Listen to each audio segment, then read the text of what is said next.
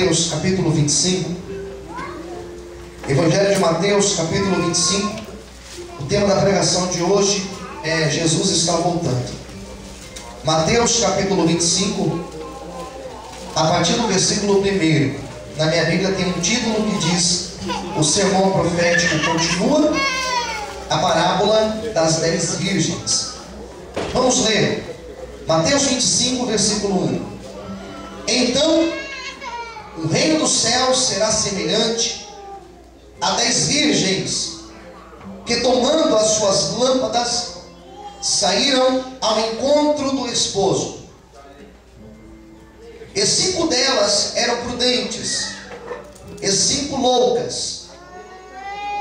As loucas, tomando as suas lâmpadas, não levaram azeite consigo, mas as prudentes levaram azeite em suas vasilhas com as suas lâmpadas.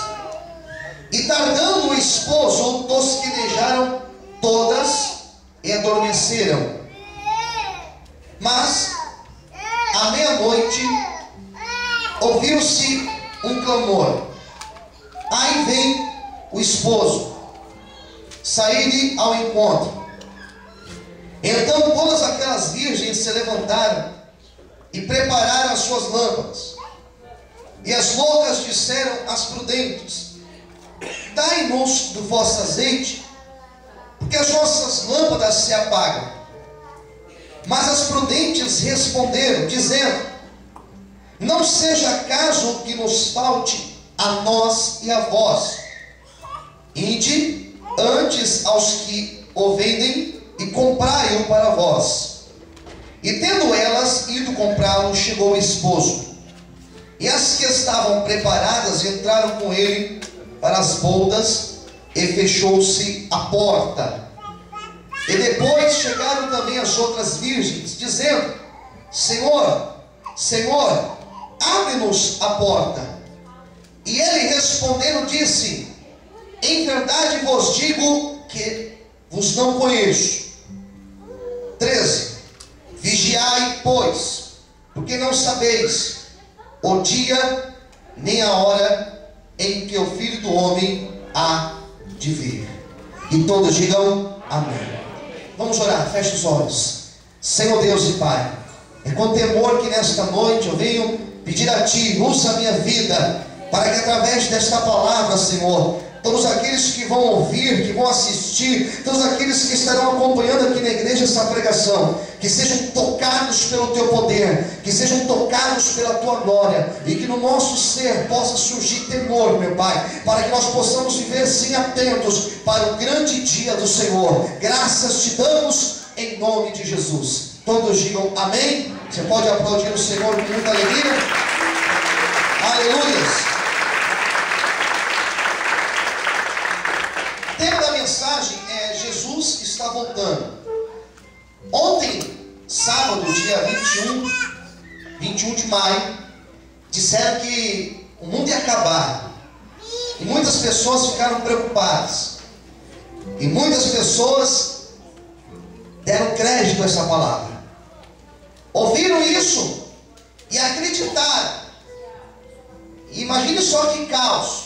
A pessoa achar que naquele momento, naquela hora ali que eles estavam dizendo, o mundo realmente iria acabar. Imagine que loucura. E muitas pessoas são tomadas por isso. E tudo isso é uma falta de leitura, falta de conhecimento da palavra de Deus. Versículo 13 que eu li com você fala que ninguém sabe nem o dia e nem a hora. O dia do Senhor, o dia que o Senhor voltará para arrebatar a sua igreja, ninguém sabe. A Bíblia fala que se aparecer um anjo, e falar que tal dia, tal hora, Jesus voltará, é para nós considerarmos como anátema, para nós desacreditarmos, para nós falarmos que isso é uma loucura. É o que a Bíblia diz. Então ninguém sabe o dia do Senhor, ninguém sabe o dia, ninguém sabe a hora, ninguém pode dizer que será no ano. Como esses dias passou um filme que fala que o ano de 2012, né? É isso mesmo? O ano de 2012, ninguém pode falar isso. Ninguém pode assegurar, porque ninguém sabe o dia do Senhor. Certa vez os discípulos perguntaram: Senhor, mas quando isso irá acontecer? E Jesus disse: ninguém sabe nem o dia nem a hora, mas eu deixarei alguns sinais. Eu vou deixar algumas coisas registradas na minha palavra, para que quando essas coisas começarem a acontecer com mais intensidade, vocês não fiquem desapercebidos, mas que vocês possam ter certeza que quando essas coisas começarem a acontecer com mais intensidade, é sinal que eu estarei voltando para arrebatar a minha igreja. Pois bem, o texto que nós acabamos de ler é um trecho do sermão profético. Esse sermão profético, ele não começa aqui nesse capítulo de número 25. Ele vai começar a partir do versículo 24, quando Jesus fala do princípio das dores, quando ele fala da grande tribulação, quando ele fala da vinda do Filho do Homem, quando ele exorta aos seus discípulos permanecerem em vigilância. E ele fala agora uma parábola. E esta parábola que ele fala, ele está falando sobre a situação espiritual da igreja quando ele voltar para arrebatar o seu povo. Esse capítulo 25, do 1 ao 13, fala da igreja. Como a igreja estará? E você pergunta: pastor, mas como o pastor pode afirmar isso?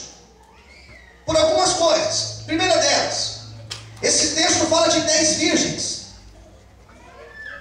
Essas virgens representam a igreja, porque a virgem, pela Bíblia, representa a pureza. A virgem representa a santidade. Então, quando nós lemos aqui falando sobre as 10 virgens, está falando que a igreja desta época é como essas 10 virgens, separadas em 2 grupos. Nós temos 5 delas, a metade louca, imprudente, e a outra metade prudente. As 10 esperavam o mesmo esposo. As 10 estavam vestidas para o casamento. As 10 tinham lâmpadas. As 10 dormiram. Mas 5 foram consideradas prudentes e 5 foram consideradas imprudentes. E aqui começa o sermão profético. Aqui começa toda uma explicação da igreja no período de Cristo. O que nós podemos tirar como uma conclusão, não afirmar, nós podemos pensar em algumas coisas. Que na igreja que existe hoje, que do modelo de cristianismo que se existe hoje, podemos então dizer que só metade iria ao céu? Podemos. Porque quando a Bíblia fala da volta de Cristo, ela sempre fala em 50%, ela sempre fala de metade. A Bíblia fala que 2 estarão no campo, um será levado e o outro ficará. A Bíblia diz que 2 estarão numa cama, que 2 estarão dentro de uma mesma casa, da mesma cama, e um sobe e o outro fica. Existe uma igreja que sobe e existe uma igreja que fica. Existe uma igreja prudente, a igreja que está na presença do Senhor, a igreja que está buscando a verdade. Mas existe uma igreja também que engana, que mente, que não fala a verdade do Senhor. Essa é a igreja que fica. Glória a Deus, porque nessa noite nós estamos aqui ouvindo esta palavra. Eu tenho certeza que os seus ouvidos serão abertos, que os seus olhos serão abertos, para que em nome de Jesus você não faça parte da igreja que fica, mas você possa fazer parte da igreja que sobe para morar no céu, ao lado do Senhor Jesus. Quantos aqui vão para o céu? Então ergue a sua mão e só adore e exalte ao Senhor nessa noite. Aleluia. Existia uma diferença. A diferença entre uma e outra está aqui no versículo de número 3. As loucas, tomando as suas lâmpadas, não levaram azeite consigo. Essas noivas, elas tinham lâmpadas. A lâmpada, o candeeiro, era movido pelo azeite, pelo óleo. Ela só permanecia acesa se tivesse o óleo. Dentro da teologia, nós estudamos alguns símbolos da Bíblia. E quando você estuda a disciplina que fala do Espírito Santo, pneumatologia, você aprende que o Espírito Santo ele é representado, por exemplo, pela pomba. Mateus capítulo de número 3, Jesus foi batizado e o Espírito Santo desceu sobre ele em forma corpórea de pomba. Então a pomba ela representa o Espírito Santo. Se nós formos falar de símbolos, por exemplo, Jesus, qual ave representa Jesus? A galinha. Jesus mesmo disse: ó Israel, ó Jerusalém, como a galinha ajunta seus pintinhos embaixo das suas asas, assim também eu queria fazer com vocês. Falando da proteção, a águia simboliza Deus. Pois bem, dentro da simbologia do Espírito Santo, o óleo representa a presença do Senhor. Então nós podemos dizer que da igreja, uma metade buscava a presença de Deus e uma outra metade não buscava. Uma parte buscava o Espírito Santo e outra parte não estava preocupada com o Espírito Santo. Tem muitos lugares que as pessoas já não acreditam na manifestação do Espírito Santo. Tem alguns lugares que eu conheço, que eu já pude até pregar, onde as pessoas não têm liberdade para levantar a mão e adorar o Senhor, onde as pessoas não têm liberdade para chorar, onde as pessoas não têm liberdade em orar em línguas, onde as pessoas não acreditam mais em profecia, não acreditam mais em revelação, não acreditam mais que as pessoas podem ser tomadas pelo Espírito Santo e serem transformadas em outras pessoas.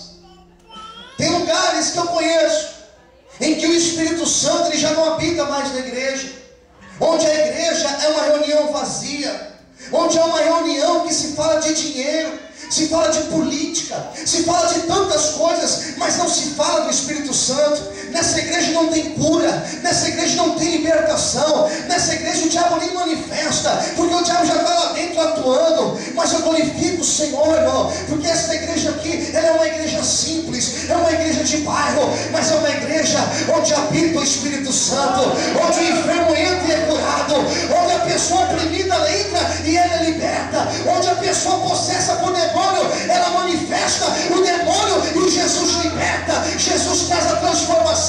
Onde entra o drogado, onde entra o traficante e